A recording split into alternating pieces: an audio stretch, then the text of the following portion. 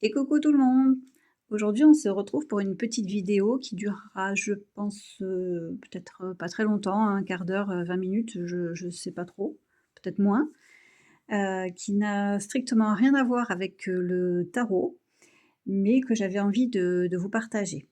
Alors comme j'avais pas grand-chose à vous montrer et bien, je me suis dit que ça serait peut-être sympa de prendre ce livre, Les Fables de La Fontaine, qui était dans ma collection. C'est un livre qui va bientôt fêter ses 100 ans, vous voyez? Grand classique, et puis voilà, donc je vais le feuilleter en même temps que je papote. C'est un livre qui est arrivé, dans mes affaires, je dirais il y a une quarantaine d'années du coup, parce que oui, je fais partie des vieilles personnes. Donc c'est arrivé il y a une quarantaine d'années plus ou moins dans mes affaires. Je pense que ça faisait partie d'un lot parce que souvent quand on était petit, on nous donnait des vêtements et des affaires parce qu'on n'était pas forcément, très, très riches, mais on était pas malheureux non plus, je tiens à préciser quand même au cas où et c'est vrai que je me souviens, qu'on avait eu des livres et je pense que c'est le seul qui soit, resté, bah, avec moi. Donc je ne l'ai jamais lu pour autant. Un jour peut-être, mais il m'a suivi dans tous mes déménagements, et j'en ai pas fait 50, mais j'en ai fait pas mal quand même. J'ai perdu pas mal d'affaires aussi, comme je pense, beaucoup de monde. Espèce de truc chelou, mystérieux, où quand tu déménages, tu perds forcément un carton et un bout de ta vie. Heu, bon, c'est comme ça. D'ailleurs, j'en reparlerai dans la prochaine vidéo de ça, parce que j'ai perdu aussi un livre, en arrivant dans le Lot, quand j'avais quel âge? Je devais avoir 11 ans, je crois. Et ce livre, je ne suis pas arrivée à le retrouver, mais j'en ai trouvé un qui y ressemble sur Vinted, donc je vous en parle très, très bientôt. C'est très mystérieux, mais je vous reparle de tout ça bientôt. Alors de quoi est-ce qu'on va parler aujourd'hui? Eh bien, j'avais envie de vous partager le fait que, j'ai un projet qui me tient, vraiment à cœur depuis déjà, pas mal d'années, que j'aurais dû réaliser, concrétiser en tout cas il y a 2 ans et qui, faute de météo, et de dates bloquées, donc j'ai pas vu bouger les dates et donc c'était, la fatalité quoi, hein, de la météo et là ça n'a pas pu se faire et cette année, je me suis dit, «Cette fois c'est la bonne», donc j'espère, je croise les doigts très fort, même si je suis quand même assez inquiète quand je vois que ça fait quand même presque 3 mois où il fait sec, c'est le moins qu'on puisse dire. Donc je me dis que ça risque d'être compliqué. Ce projet, et bien, c'est de partir en rando bivouac seule. Heu, Ce sera ma première fois. Donc j'ai une zone, géographique, grosso modo où j'ai envie d'aller. Pour le moment, j'ai pas fait de tracé. Heu, j'ai posé 3 semaines de vacances en espérant que sur les 3 semaines, eh bien, il ne pleuve pas pendant 3 semaines. Mais comme je disais, voilà, la météo est sèche, sèche depuis 3 mois, il y a un moment donné, ça va tomber. Et donc je suis de plus en plus inquiète face à cette réalité et qui pourrait être une grosse, entrave à ce projet. Je regarde un petit peu mes notes parce que j'ai noté, parce que je me suis dit: «Je vais partir en cacahuète et j'aurais pas dit la moitié de ce que j'avais envie de dire». Tac, tac, tac, rando bivouac donc seule, hein, je vais dormir dehors avec ma toile de tente et mon petit sac de couchage. Mmh. Oui, j'ai posé 3 semaines pour être sûre. Enfin, être sûre. Je serai jamais sûre, mais j'essaie de ratisser un petit peu large, quoi. Donc la zone des vacances que j'ai posée, c'est, mi-septembre, fin septembre. Donc là, j'espère vraiment, en fait, l'idée de départ, c'est qu'il fasse quand même au moins sec, à défaut de faire beau ou chaud. Puis chaud, j'aime pas, donc ça tombe bien. Mais, j'avais vraiment envie de passer un été indien en rando bivouac. et de passer mes journées, parce que l'automne, c'est ma saison et j'avais envie de passer, mes journées, seule, en introspection et en admiration. Voilà. Il y a pas de durée, préétablie parce que comme c'est ma première fois, je vais peut-être rentrer au bout de 3 jours en me disant, en balançant toutes mes affaires et en me disant que clairement, la rando bivouac, c'est de la merde. Je ne sais pas et beh, peut-être que j'aurai besoin d'y passer, 10 jours et je ne m'empêcherai rien. Je vais juste vivre ce que je vais avoir à vivre et voilà. Il y a pas de il y a pas de jour fixe de départ. J'ai déjà une zone préétablie, mais j'ai pas fait le tracé parce que pour plusieurs raisons. Un, je sais pas si je pars, vu que c'est tributaire de la météo et de 2, comme dirait mon mari, je me perds sur un tapis de course. Donc, est-ce qu'avec un tracé, ça va m'apporter quelque chose ou est-ce que je pars avec ma carte et puis, advienne que pourra? Heu, je sais qu'on va me dire: «Si, si, fais un tracé, il faut avoir un tracé». Ouais, bon, mais de toute façon, 100 m plus loin, je suis déjà perdue. En gros, ouais, je pars un peu, ouais, je pars à l'aventure, au petit bonheur, un peu la chance. Je vais tenter de suivre, un GR ou un sentier de pays, mais bon, je garantis pas d'y arriver, quoi, c'est surtout ça et bon, après je dois rien à personne, donc je garantis rien à personne et moi je suis au clair avec ça et avec moi-même, donc bon, si je suis perdue, bah, je serai pas surprise, est-ce que c'est grave? Je suis pas sûre, donc je vais pas me prendre la tête. En gros, c'est pas fait pour se prendre la tête et ça tombe vraiment bien. Où est-ce que je pars? En France. Donc pour le moment, je communique pas sur la zone parce que j'ai pas envie. Je préfère réserver la surprise et si vous avez envie de suivre le truc, eh ben, ce sera, je vais partager, je pense que je partagerai, quelques moments sympas sur Insta. Vous pouvez donc me retrouver sur mon compte Instagram qui a le même nom que la chaîne YouTube. Est-ce que j'ai tout le matériel? Eh bien presque. Alors qu'est-ce qui me manque? Grosso modo, il ne me manque que la fameuse pelle à caca. C'est un investissement que je n'ai pas encore fait, mais qu'il va falloir que je fasse parce que donc quand on est en rando bivouac, on creuse un petit trou, on fait sa petite affaire ou sa grosse affaire, enfin surtout la grosse affaire disons. On s'essuie ou on se rince, on rebouche le trou avec uniquement, ce qui est sorti de notre corps et pour tout le reste, on met ça dans une petite poche poubelle que l'on met ensuite dans une benne à ordures. On ne laisse pas traîner de papier toilette dans la nature, même enseveli. Donc il me faut une pelle à caca. Et après, il y a aussi un truc que j'ai pas, mais je suis pas sûre de l'acheter. Ce sont des bâtons de marche. Je n'en ai jamais eu. Je suis pas certaine, que j'y trouverai mon compte. Je dis pas que je n'en aurais pas besoin, mais me connaissant, avoir un truc, à demeure dans les mains, ça va vite, me gonfler. Mais bon, sachant aussi que j'ai un piètre entraînement physique, hein, je vais partir un peu, la fleur au fusil, en étant, dans un état, sportif assez déplorable. Je me dis que ça pourrait m'aider. Alors je suis encore en réflexion. J'en ai pas besoin par contre pour tenir ma tente. Parce qu'il y a des tentes, surtout en ultralight, qui sont, maintenues, par les bâtons de marche et c'est pas le cas de ma tente. Ça me va parce que ça me laissait au moins le choix de savoir si oui ou non je voulais, des bâtons de marche. Donc je sais pas. Si vous avez un avis, n'hésitez pas à le partager. Alors, je regarde mes petites notes parce que ça j'aimerais en parler en dernier. Touc, touc, touc, touc, touc. Est-ce que j'ai peur de partir en rando solo en étant une femme? Oui, bien sûr que j'ai peur. Est-ce que j'ai peur des animaux?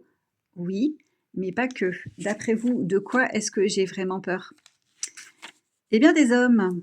Oui, oui, des hommes avec un petit H. Parce que voilà, ça m'est arrivé, plus d'une fois des trucs franchement chelous avec des hommes, bah, tout aussi chelous et clairement, 1 ça va me gâcher mon paysage et de 2 je sais à quel point l'homme peut être, terrible. Donc oui, c'est ce qui me fait le plus peur et je dirais que c'est aussi mon entourage qui me fait le plus peur parce qu'en soi, moi, j'aurais tendance à être tellement focus sur ce que je peux retirer de bon que j'ai tendance à occulter ce qu'il y a de mauvais. Ce qui en soi est une bonne chose. Mais bon, il faut aussi y penser. Qu'est-ce que je peux faire contre ça? Ma foi, pas grand-chose. Donc, bah, advienne que pourra. De quoi je pourrais avoir peur d'autre?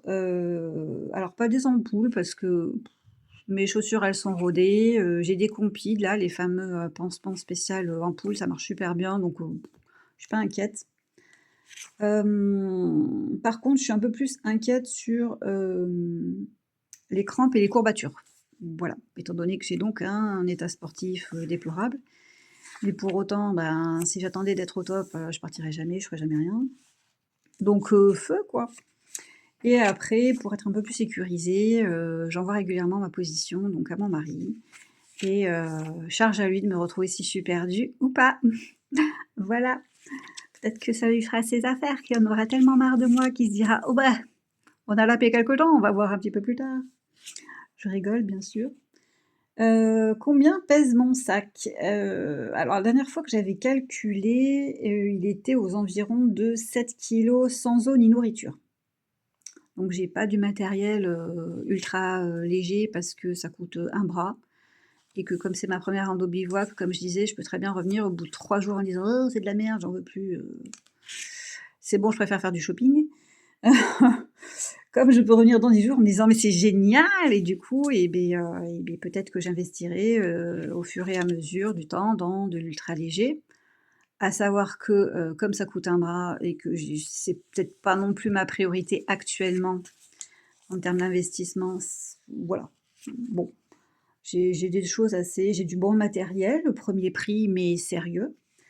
Heu, je pense que je ferai sûrement une vidéo sur, vidéo retour de bivouac un petit peu, faire le point de ce qui s'est passé, comment ça s'est passé et du matériel que j'ai utilisé, si c'était bien, pas bien, ça peut être sympa. Hem, oui, puis comme ça, je mettrai un petit peu aussi tout ce que je mets dedans. Voilà. Est-ce que j'ai préparé mon parcours et mon tracé? Donc comme je disais, non, pas encore. Je vais pas me foutre de pression. Je pense quand même que je me ferai, 2 tracés en fonction de si j'ai besoin de couper ou pas. Bref, je vais voir, mais j'en ferai au moins un quand même, c'est sûr, histoire de me donner bonne conscience. Donc voilà. Est-ce que je compte prendre des petites choses, qui feront que ma rando, elle sera un peu en mode luxe? Eh bien oui, je compte me prendre, de quoi faire du thé. Je veux boire du thé pendant ma rando bivouac et pas du sachet par pitié. Je n'aime pas ça, c'est voilà. Enfin, il y en a des très bons mais enfin bon bref, affaire de goût, c'est pas mon truc. Deuxième chose qui serait, du luxe et que je compte bien prendre, eh bien c'est du saucisson. Le saucisson, c'est la vie. Donc voilà, du thé, des saucissons et je serai la plus heureuse. Touc touc touc, quoi de plus? Hop là, je reprends mes notes. Alors, la question: «Pourquoi est-ce que je pars?» Bah, la première chose, c'est parce que j'aime marcher quand même, heureusement pour moi. J'aime marcher, j'aime, la nature, elle m'apaise énormément. J'ai pu constater, si vous avez vu mes précédentes vidéos, j'ai donc fait on appelle ça? Un épuisement professionnel.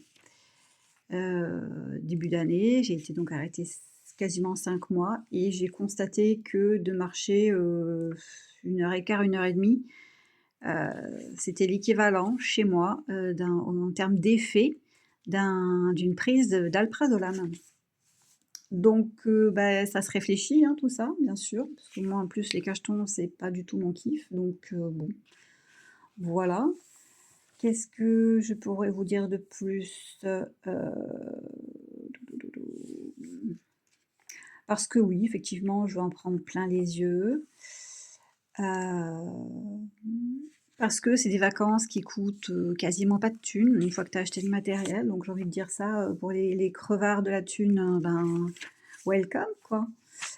Même si effectivement, si mon séjour devait durer, une semaine ou une dizaine de jours, j'exclus pas le fait de, prendre, un soir au milieu de séjour, dans un hôtel, ne serait-ce que pour recharger mes batteries de téléphone et cetera et puis pour avoir un bon lit. Mais peut-être que ça me manquera pas et que je le ferai pas. Je sais pas du tout. Pourquoi je pars? Parce que j'ai aussi, sûrement un truc à me prouver. Comme quoi je peux me débrouiller seule, que c'est un projet qui me plaît et que oui, je peux le faire. Je suis capable de le faire. Ça paraît ridicule, ou anodin pour certains, mais pour moi, c'est pas si simple que ça. Et puis parce que je vais bientôt fêter, mon demi-siècle et que, sûrement, ça me travaille. Donc il y a tout ça. Qu'est-ce qu'il pourrait y avoir d'autre? Hem, parce que je vais le ouais, comment dire? Parce que aussi, j'ai besoin durant un temps, j'ai donc bientôt un demi-siècle, j'ai élevé, mes enfants. J'ai eu une vie, active et cetera et cetera. Je me suis occupée de tout le monde, de la maison autant que j'ai pu. Tout n'était pas parfait, mais j'ai fait ce que j'ai pu et là, je ressens le besoin, surtout avec ce début d'année, très compliqué pour moi parce que je suis encore en mi-temps thérapeutique. J'ai eu le besoin de me dire: «Voilà, cet automne, ma saison préférée, c'est une saison qui m'apaise. Je vais partir et je vais avoir une charge mentale proche du néant» et ça, les gars, j'en rêve! J'en rêve parce que je fais partie de ces gens, qui se sentent tout le temps, chargés du bonheur et du bien-être des autres et j'ai beau me dire que ça ne m'appartient pas, que chacun est responsable de son propre bien-être, voilà, je crois que ça fait plus ou moins 50 ans que je me prends, pour charger du bien-être des autres et là, bah, j'en peux plus.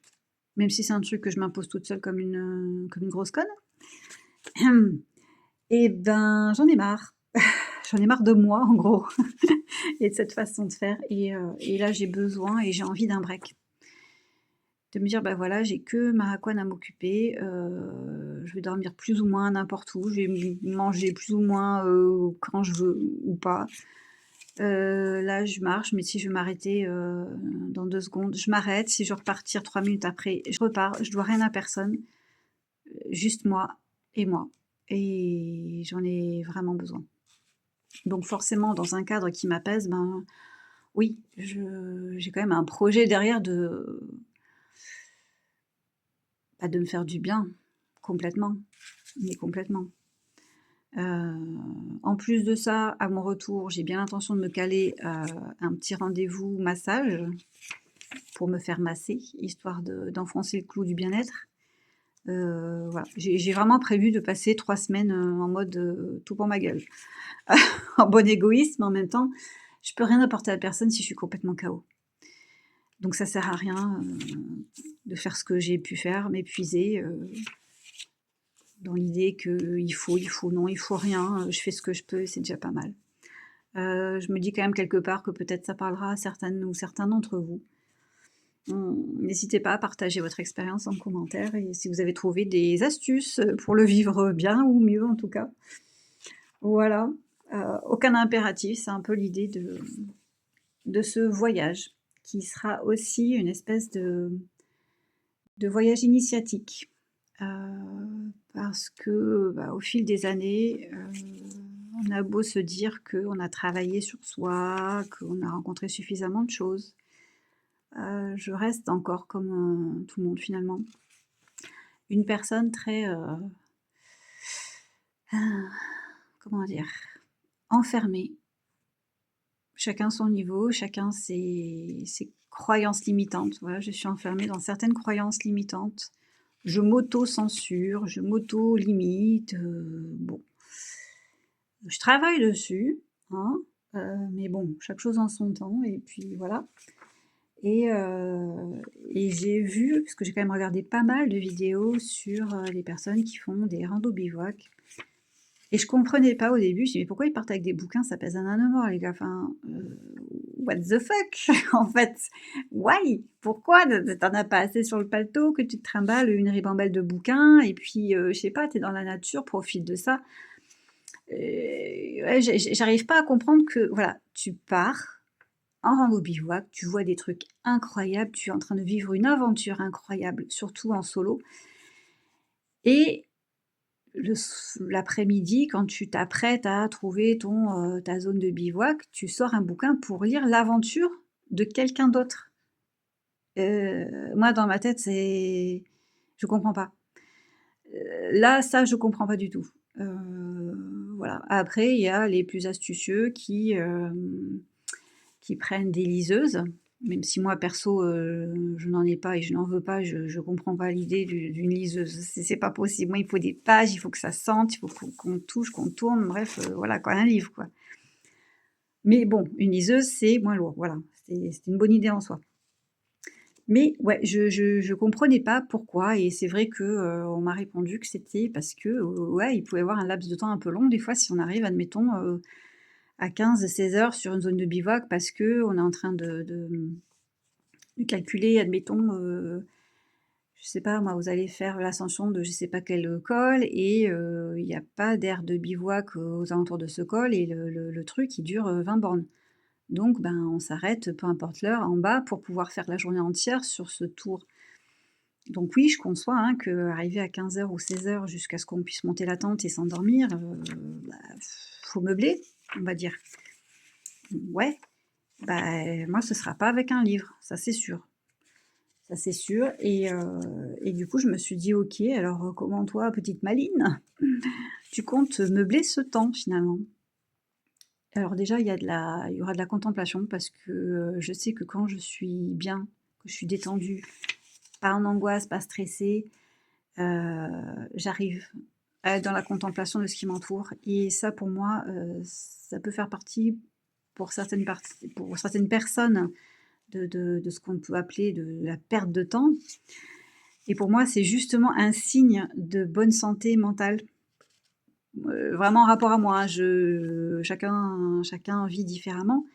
Mais moi, si je commence à être en capacité de nouveau d'être dans la contemplation sans, m'ennuyer, sans chercher à faire forcément quelque chose, c'est que je vais bien. Donc ça, pour moi, c'est un signal qui sera hyper intéressant, hyper important à voir et aussi, par contre, je vais me charger avec, stylo, ou crayon, je ne sais pas encore et je vais prendre un cahier parce que je compte écrire mes mémoires. Donc voilà, j'ai l'impression d'être une personne très, très âgée quand je dis ça, c'est terrible. Donc je vais éviter de réécouter, cette vidéo avant de la poster parce que sinon je ne la posterai pas. J'ai l'impression d'avoir 100 ans quand je vous avoue ça. Mais, j'ai trop envie. J'ai vraiment trop envie. J'en ai besoin, je crois aussi surtout. Ça fait longtemps que j'y pense et puis, j'ai eu ce petit quelque chose avec Sana, dont j'avais déjà parlé dans une précédente vidéo, qui est quelqu'un qui m'a énormément aidée à remonter la pente et elle m'avait fait faire un petit exercice qui était, voilà, tu prends une feuille, un crayon et tu m'écris une histoire, vraie, imaginaire, peu importe. La seule chose que je te demande, c'est que tu l'écrives et tu ne rayes rien. Tant pis si c'est pas le bon mot, tant pis si la tournure elle est pas jolie, on s'en fout. T'écris, tu jettes tout ça sur la feuille et moi ça me permettra de voir, qu'est-ce qui te vient en premier, et cetera et ouais, j'ai dit: «Ça c'est chouette» et elle me dit: «Tu as déjà une idée de ce que tu veux écrire?» J'ai dit: «Non» et puis je veux pas y réfléchir. Je veux me retrouver devant ma feuille avec mon stylo et voir ce qui va venir en premier. Je veux me surprendre aussi, savoir qu'est-ce qui viendra dans l'instant. Je veux pas penser, à calculer, à ci, à là Et j'ai trouvé l'exercice absolument génial à faire. D'ailleurs, je vous le conseille. Voir qu'est-ce qui vient d'un coup comme ça, paf. Et, et c'était génial. Ouais, c'était génial, j'ai adoré. J'ai vraiment adoré. C'était assez poignant. Je reconnais que ça m'a fait verser quelques larmes parce que ça vient du fond, que ça avait certainement besoin d'être libéré. Et, et je veux continuer. Parce que cette histoire, elle était vraie à 98%, je dirais. Dans le sens où c'était juste 2 scènes qui sont arrivées à des moments différents. Et là, je les fais se rencontrer dans un même jet. C'est la seule chose. Pour le reste, elle est entièrement vraie, entièrement, enfin, elle est autobiographique, quoi. Et, et je veux refaire la même chose. Je veux écrire mes mémoires le soir en arrivant, ou l'après-midi en arrivant sur mon lieu de bivouac. Déjà bien beau si je trouve un lieu de bivouac parce que je suis pas la plus douée du panier, donc oui, ça fait partie des choses qui m'inquiètent, mais sans plus, parce que je sais, je me connais, et puis je sais aussi que j'ai une fâcheuse tendance quand même à m'accommoder de ce qu'il y a. Parce que c'est comme ça et que c'est la vie, et puis que si ça me va pas, ben écoute, voilà, c'est tout. Ouais, je m'accommode assez bien quand même, quand je vais bien. Donc bon, ça fait partie des choses qui m'inquiètent sans m'inquiéter. Et du coup, et donc je reviens, voilà, c'est un voyage qui va être, que je souhaite être en tout cas, initiatique. Je vais partir à ma propre recherche. Parce qu'au fil des années, et des rôles qu'une femme surtout prend, je sais pas comment dire, prend, ou des rôles qu'on donne à une femme, ou des rôles qu'on se sent obligé de tenir, ou des rôles, enfin bref, vous voyez.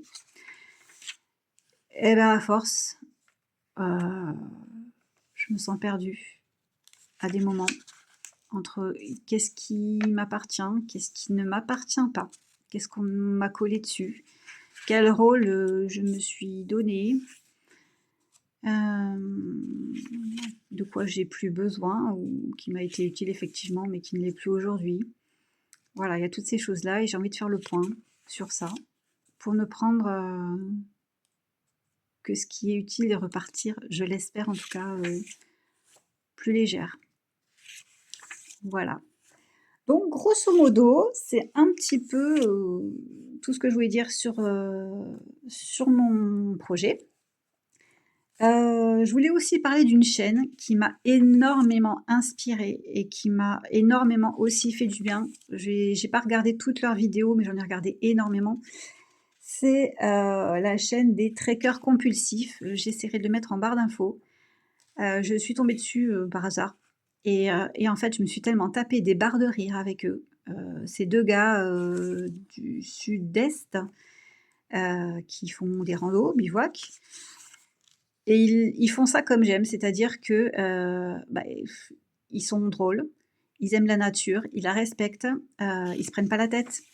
Ils sont éducatifs, hein, parce que ouais, pour les bonnes pratiques de rando, mais aussi pour le culturel. Et moi, je trouve que c'est vachement cool. Régulièrement, ils ont pas de bol, ils tombent sur des chapelles qui sont fermées à clé et ça les gave. Et je pense que si je tombe sur une chapelle qui est fermée, je penserai très fort à eux parce que c'est vrai que c'est... Je comprends, hein, mais c'est vrai que c'est tellement sympa de pouvoir entrer dans une petite chapelle quand on est en train de randonner. Ils font de très belles images, des très belles photos avec un drone. Ouais, voilà. Mais ils m'ont énormément, énormément aidé par leur joie de vivre, par leur humour simple. Voilà, ils sont un peu comme moi, ils kiffent la bière et le saucisson, donc c'est cool. Et, en toute honnêteté, c'est un projet que j'avais laissé tomber puisque donc la dernière fois que j'avais voulu me lancer, c'était il y a 2 ans. Vu l'état dans lequel j'étais en début d'année, j'y pense, enfin j'y pensais, et les avoir suivis, ça m'a reboosté. Je me suis dit, allez, cette année, c'est la bonne, on y va. Donc voilà, c'est grâce au tracker compulsif, entre autres, que je vais me relancer dans la rando, me lancer tout court, puisque ça n'a pas pu se faire il y a 2 ans. Donc voilà. Donc je ferai une petite vidéo récapitulative de cette aventure si elle a lieu, s'il pleut pas pendant 3 semaines, avec le matériel. Si vous avez des questions, mettez-les moi en commentaire que je puisse y répondre. Et si vous vous reconnaissez aussi dans ce besoin de revenir un peu à soi, n'hésitez pas aussi à le partager. Parce que, en toute honnêteté, ce qui me fait aussi énormément vibrer, si c'est pas le truc qui me fait le plus vibrer, parce que j'ai pas très envie de faire un classement, mais c'est les parcours de vie. J'ai une passion pour les parcours de vie, de voir comment les choses arrivent à une personne, de voir comment il la vit en toute sincérité, en toute honnêteté, et de voir par quoi il est passé pour en sortir, ou du moins essayer d'en sortir. Je trouve ça passionnant, vraiment passionnant, ça c'est mon trip total, et c'est peut-être aussi pour ça que j'écris mes chroniques, parce que quelque part je vais faire la même chose avec moi-même, en introspectif, hein. Ah bah d'ailleurs, j'ai oublié de répondre à une question que je m'étais mise.